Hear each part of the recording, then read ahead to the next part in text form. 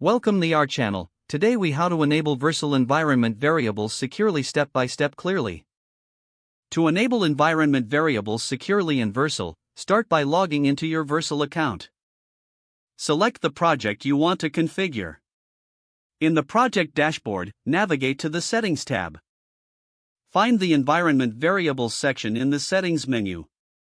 Click on the Add button to create a new environment variable. In the dialog box, enter the name of your variable. Choose the environment where this variable will be applied. You can select either production, preview, or development. In the value field, input the sensitive information you wish to store securely. Once you've filled in the necessary details, click on the Save button. Verify that your new environment variable appears in the list. If you need to edit or delete the variable later, return to this section. Remember to avoid hard-coding sensitive information in your codebase.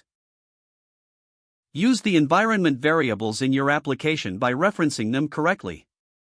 For Node.js, you can access them using process.env.variable_name. For front-end frameworks, ensure to prefix public variables with next_public_ to expose them. Test your application to confirm that the environment variables are functioning as expected. Keep your environment variables secure and regularly review them for any updates needed. If the page does not load, refresh the browser or try again in a private or incognito window. Make sure you are using the correct email address, then retype it carefully to avoid small typos. If your password is not accepted, use the reset option and create a new strong password you can remember.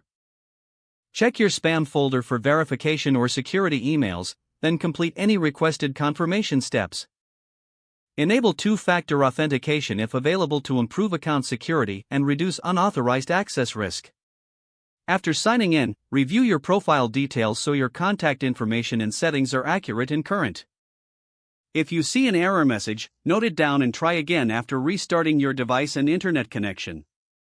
Log out when you finish, especially on shared devices, to keep your account and payment information secure. If the page does not load, refresh the browser or try again in a private or incognito window. Make sure you are using the correct email address, then retype it carefully to avoid small typos.